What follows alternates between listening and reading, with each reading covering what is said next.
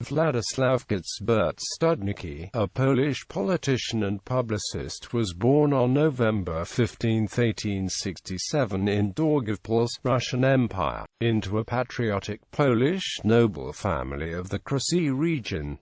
Both his parents fought in the January Uprising. Throughout his life, Studnicki was famous for his strongly pro-German stance, and in communist Poland, all his books were banned from publication. He was older brother of historian Wacław Studnicki. He died January 10, 1953 in London.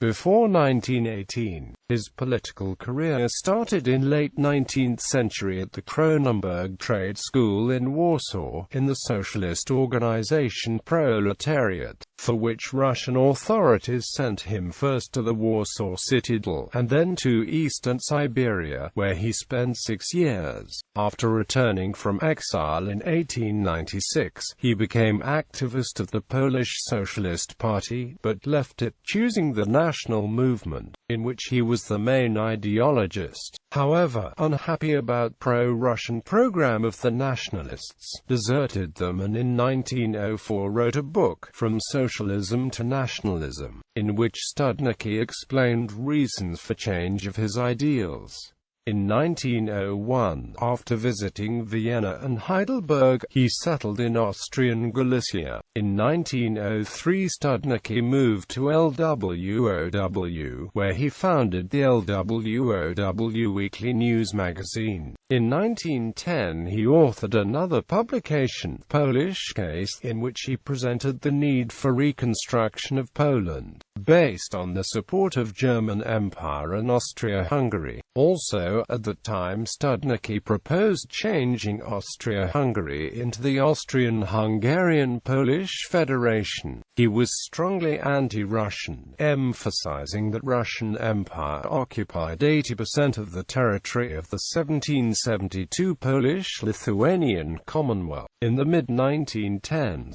Studnicki became one of the most important pro-German politicians in Poland. On May 10, 1916, he met Hans von Bassela, governor of the Congress Poland, to whom he presented a project of independent Poland, with the eastern borders along the Dwina and Berezina rivers and western borders unchanged, leaving Poznan, Bydgoszcz and Upper Silesia in German hands. Later, he became a member of the Provisional Council of State, a German-sponsored government existing in Warsaw in the years 1916 to 1918. See Kingdom of Poland. Studnicki was so influential in Polish politics in the late 1910s, that Matthias Erzberger called him the spiritual father of the Act of 5 November 1916. Therefore, Studnicki can be regarded as one of the founding fathers of the Second Polish Republic, together with Roman Dmowski and Józef Pilsudski. Interbellum Poland. In the Second Polish Republic, Studnicki devoted his time to writing. He authored a number of books, among them Political System of Europe and Poland, A Question of Czechoslovakia and Polish Raison d'Etat, and, finally, Facing the Oncoming Second World War, in which he correctly assessed and anticipated the events of the conflict. In Political System of Europe and Poland, Studnicki wrote, Poland and Germany can become the foundation of a large Central European bloc, together with Austria, Hungary, Czech, Romania, Bulgaria, Yugoslavia, Turkey, Greece and the Baltic states, altogether 200 million people.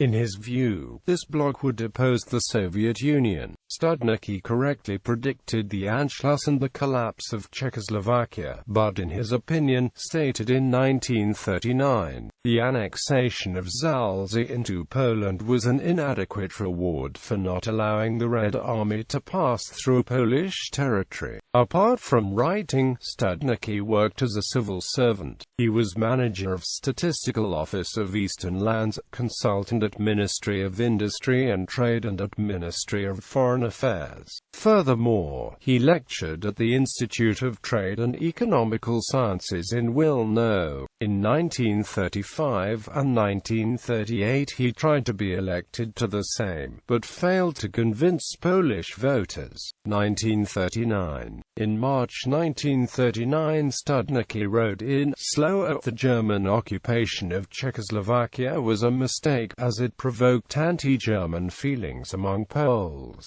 and worsened geostrategic situation of Poland. Nevertheless, he continued to support Polish-German alliance. On April 6, a Polish-British communiqué was announced regarding mutual guarantees. Studnicki knew well that a Polish-German conflict was imminent, trying to do everything he could to prevent it. On April 13, 1939, he wrote a letter to Minister Joseph Beck, warning that acceptance of British guarantees meant catastrophe for Poland. In his opinion, Poland should remain neutral in the oncoming war. He correctly predicted that the victory of Western allies would draw Poland into a Soviet sphere of influence, loss of her independence and eastern territories. According to him, Polish government should end all kinds of anti-German activities and try to peacefully settle all mutual problems. Studnicki proposed that Free City of Danzig should be handed over to the Third Reich. In exchange he expected the lease of the port of Liepaja in Latvia and German agreement of a Polish protectorate of independent Slovakia. On May 5, 1939, Studnicki wrote a memo against the war with Germany, sending it to all members of Polish government, except for Felicjan Snoroj-Składkowski. He warned that acceptance of British guarantees increased the risk of armed conflict, and as a result of this step, Poland would be first victim of German attack. When one faces an enemy on two fronts, the weaker enemy is liquidated first, and we have the weaker enemy. In this case, Poland should pledge neutrality, renounce the alliance with Britain and move its army eastwards to protect the Soviet border. Studnicki claimed that Poland should promote the notion of armed neutrality, as her priority should be not to allow the Red Army enter Polish territory. Nevertheless, the declaration of neutrality would end the Central European Bloc, and was only a desperate attempt to postpone the conflict and preserve Poland's independence. In June 1939, Władysław Studnicki published his last book of the interwar period, Facing the Oncoming Second World War. All copies of the book were immediately confiscated by the government censorship office, and Warsaw authorities planned to send the author to the Bereza Kartuska prison.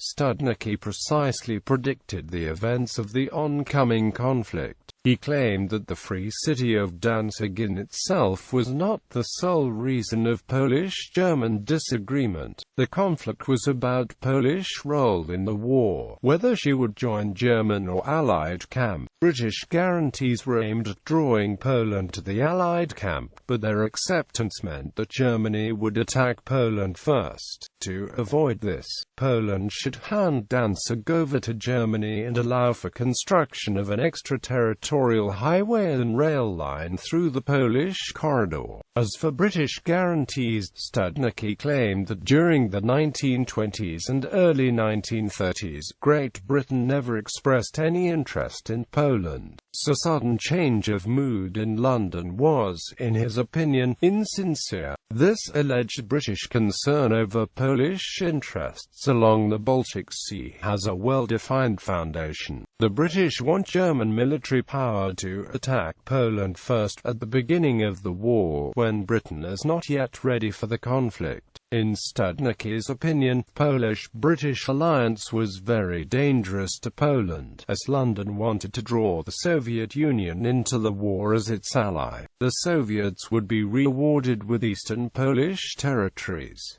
World War II. During the war, Władysław Studnicki, whose pro-German stance was well known to German authorities, frequently intervened in support of arrested and executed Polish activists. Due to his efforts, Bolesław Piasecki, creator of National Radical Camp Falanga, was released from German prison. In most cases, however, Studnicki's interventions did not help. As a result, in January 1940 he decided to issue a memo to the German government, in which he expressed his opposition to the policy of German occupational authorities based on bloody terror. In his view, this stance would result in growing anti-German feelings among ethnic Poles, which would make it impossible to create an agreement between Poles and Germans aimed at the Soviet Union. Furthermore, a few weeks after the invasion of Poland, Studnicki presented to German military authorities the memo in recreation of Polish army and the oncoming German-Soviet war. In this document, he proposed recreation of Polish army, which would fight the Soviets alongside the Wehrmacht. Furthermore, he suggested that a Polish government should be recreated. To make this happen, German authorities should cease killings and repression of Polish activists. Polish army, in cooperation with the Wehrmacht, was to seize the territories west of the Dnieper River, while Germans were to march further east, to the Caucasus.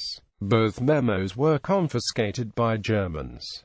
Desperate, Studnicki decided then to personally visit Berlin and talk to Adolf Hitler. In late January 1940, he went to Berlin and talked with Joseph Goebbels, but without any fruits. After the conversation, he was interned at Babelsberg, but was released following a plea of Hermann Goering. In August 1940, Studnicki returned to Warsaw. He remained in touch with German authorities, and continuous pleas for better treatment of Poles resulted in his arrest on July 10, 1941. Studnicki remained in Pawiak prison until August 1942, when he was released due to poor health and efforts of both Maurice Stanislaw Potocki and Hungarian ambassador. In final years of the war, Studnicki criticized both German terror and Polish resistance, whose activities resulted in German reprisals and sufferings of civilian population. In his opinion, the Soviet Union was the main enemy of Poland, and all Polish forces should concentrate their efforts on fighting the Soviets. In July 1944 he left for Hungary, and then to Austria.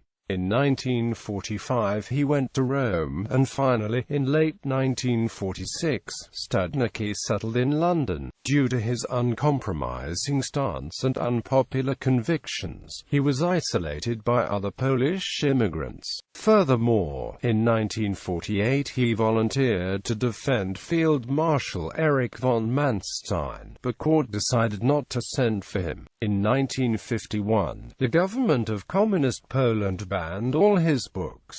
After the war, before death, Studnicki published his World War II memoirs. In Tragic Days, he tried to explain and justify his pro-German stance. Originally, Studnicki's memoirs were titled How I Did Not Become Polish Wiederconquistling, but Mieczysław Grydzewski, editor-in-chief of Polish News, which published the book, decided to change it. Several contemporary Polish historians, such as Andrzej Piskazub, Parel Wikzorkiewicz and Jerzy Logic, have stated that Studnicki was right back in the summer 1939.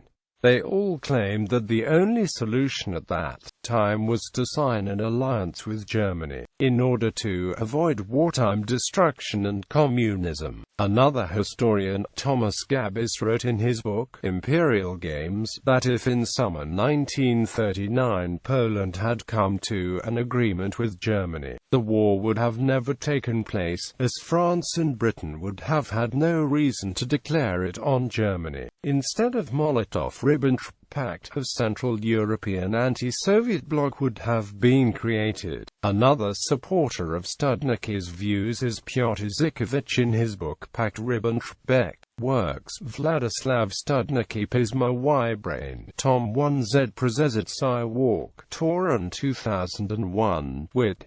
Adam Marsalek, ISBN 837174554-0. Władysław Studnicki Pismo Y-Brain, Tom 2 Polityka Międzynarodowa Polski w okresie międzywojennym, Torun 2009, with Adam Marsalek, ISBN 837322288X. Władysław Studnicki Pismo Y-Brain, Tom 3 Ludzi Idichini, Torun 2000, with Adam Marsalek, ISBN 837174610-5. Władysław Studnicki Pismo Y-Brain, Tom 4 Tragics Namanoche, Proby Przydzielenia Katastrofom Narodowym 1939-1945 Torun 2002, with